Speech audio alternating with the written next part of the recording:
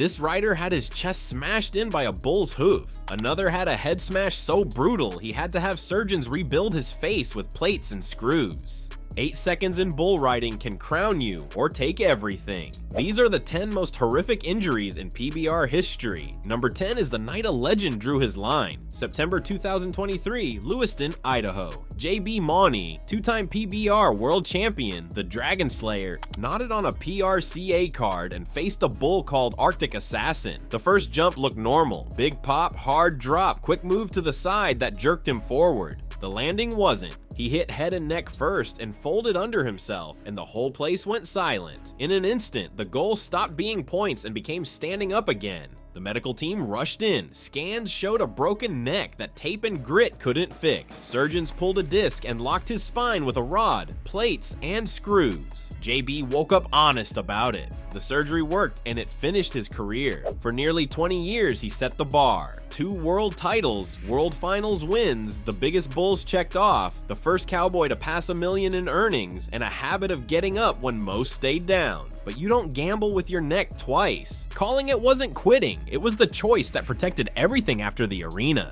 Fans called him the greatest. Rivals called him the standard. That night, the toughest nod in bull riding became a husband and father choosing the smart way home. Number 9 belongs to St. Louis, and it shows how luck and timing can flip a night. Round 2 of the 2024 Unleash the Beast, João Ricardo Vieira nodded on Doze You Down. The gate opened and the bull did something you don't practice for, an explosive buck that snapped into a freak handstand move, all legs and leverage in the worst place at once. João got yanked forward and slammed into the metal, the kind of hit you feel in the upper deck. That's why I wanted him to get his head up.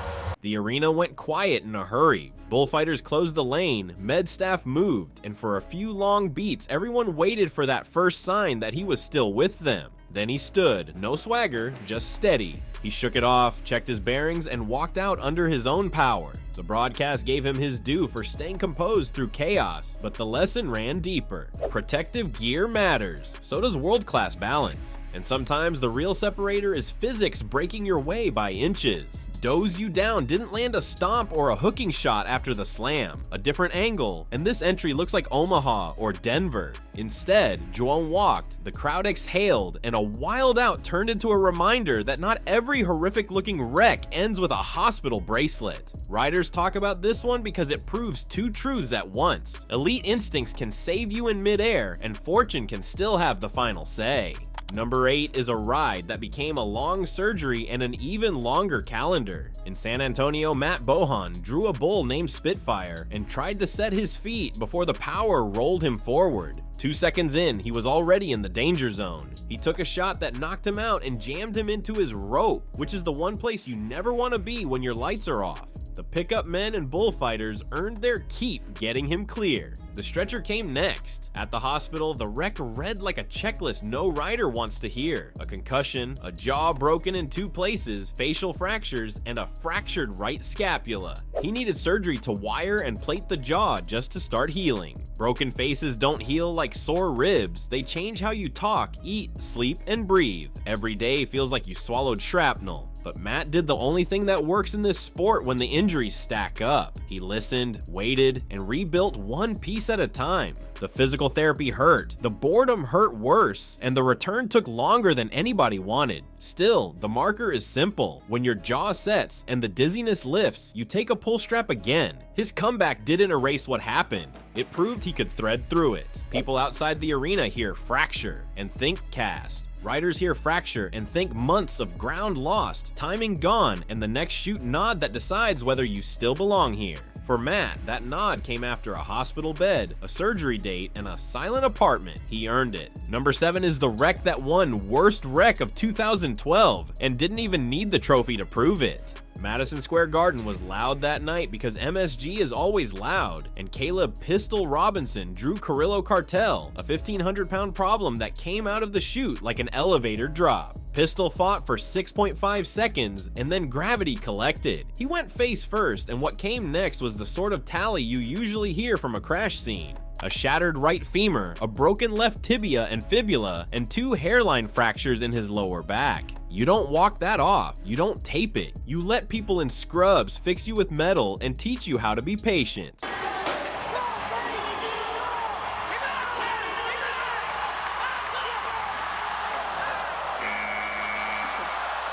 He was already thinking about quitting before that night. You can't blame him if the decision pressed harder after. But healing in this sport isn't just bones and plates. It's the math you do when you stare at a calendar and realize the sport isn't going to slow down to wait for you. Pistol didn't get to choose the clock. He got to choose whether to face it. Every step back to normal life hurts. The decision to consider hanging it up hurt in a different way. That garden night put a rider on a new path, not because he lost his nerve, but because a human skeleton has limits, even when the heart inside it doesn't. Number 6 went down in Omaha, and it read like a medical chart that got up and walked. Brendan Clark drew a bull called Black Smoke in the 2nd round and hit worst case fast. He crashed hard, and the bull stepped on him. He knew the damage before anyone said a word. A lacerated liver, bruised lungs, broken ribs. He didn't go home. He went to Creighton's ICU for 5 days so doctors could watch his numbers and keep his blood where it belonged. When riders say a wreck feels like getting hit by a car, this is what they mean. Internal damage you can't see, but you feel with every breath. Brendan didn't let that night run his life, but he gave it respect. He headed back to California and healed slow, the only pace your organs allow. You learn to stand differently. You learn to laugh without lighting up pain. You learn to breathe into the side that still has room. Getting back on after that isn't showing off, it's who you are. Brendan was a rider, and he still is. But Omaha stayed with him. It became the story he told straight. Vests help, bullfighters save you, med teams keep you here. Yet sometimes a hoof finds a way through it all. And you live with it, one careful day at a time. Number 5 is the hit that made the loudest finals crowd fall silent. Las Vegas, 1995, PBR World Finals at the MGM Grand. Tough Hedeman, 3-time PRCA world champ, PBR co-founder The Closer, Drew Bodacious. Bo's signature move ended nights and careers. Hard drop and kick, violent head throw, Ryder launched into his skull. The gate popped, Bo blasted, and his head smashed Tough's face in one brutal snap. Everyone heard it. Tough stood because that's what he does, but the damage ran deeper than the blood. At the hospital, doctors mapped the wreck. Almost every facial bone broken, both cheekbones shattered, nose destroyed. 2 long surgeries, 13 hours total, 6 titanium plates to hold it all together. He lost 25 pounds and looked like a stranger to his own son until he spoke. That winter, he climbed back on because he was tough. Then, on another draw when Bodacious came up again, he made a different kind of ride. He didn't nod. Number 4 takes us to Albuquerque in March 2000 and a Canadian cowboy with momentum on his side. Glenn Keely was ranked 9th by points and 6th by earnings on the Bud Light Cup Series. He drew Promised Land, the reigning PBR Bull of the Year, a 2,000-pound athlete known for power and unpredictability. Glenn was smooth into the out, but the bull's rhythm won the moment. He came off, hit hard, and before he could clear the lane, the hind legs landed on his chest. He stood with help and walked out without a stretcher because that's what riders do, cracking a joke on the way. It looked survivable to people who didn't know better. At the hospital, the picture changed. Internal injuries stacked up, including a lacerated liver. Surgeons went to work, but he bled faster than they could close. He died before 10 that night. The next day, the tour rolled on because that's what tours do, but nobody in the locker room felt normal. They wore memorial stickers, they told stories, they tried to ride like nothing had happened and failed at pretending. Glenn's name didn't fade. It built a memorial bull riding, a scholarship, and an award at the PBR World Finals for the top Canadian cowboy.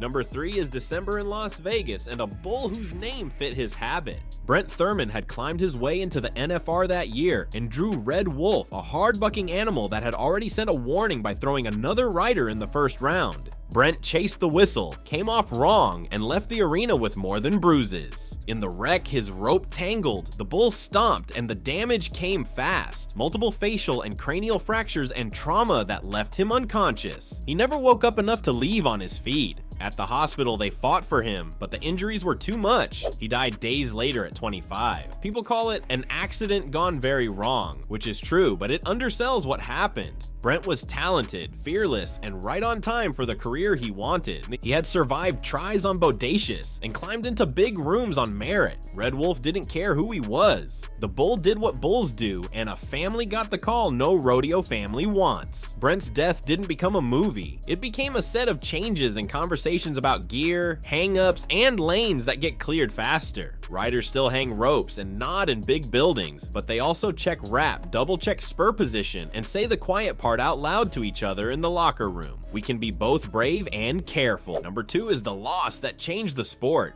On July 30th, 1989, at Cheyenne Frontier Days, Lane Frost, 25, a world champion and the crowd favorite, drew taking care of business. He made chaos look smooth, rode strong to the whistle, then the get-off went wrong. He landed in front, the horn caught his ribs, and he staggered a step before falling face down in the dirt. Doctors sprinted across the arena, one reached to start CPR and felt what no one wanted to feel. Broken ribs had punctured his heart. They worked in the dust because hope doesn't quit, but Lane didn't come back. Everyone there still hears those seconds. His friends carried it differently. Cody Lambert turned grief into action and pushed a protective vest into a sport that didn't have one. Riders adopted it, and later helmets followed. Lane's story didn't stop at the fence. His family kept his faith and kindness alive, handing out cowboy Bibles to kids and meeting fans the way he always did. The film 8 Seconds showed the rest of America who he was, but his real legacy sits under every shirt now, padding that spreads impact and sometimes turns a fatal blow into a close call. You say Lane's name when you strap in, and you remember why that buckle matters. Number 1 is the night the PBR family walked out changed. In January 2019 at the National Western Stock Show in Denver, Mason Lowe, 25, ranked and a 3-time PBR World Finals qualifier, drew hard times. Cold air steamed from the pen.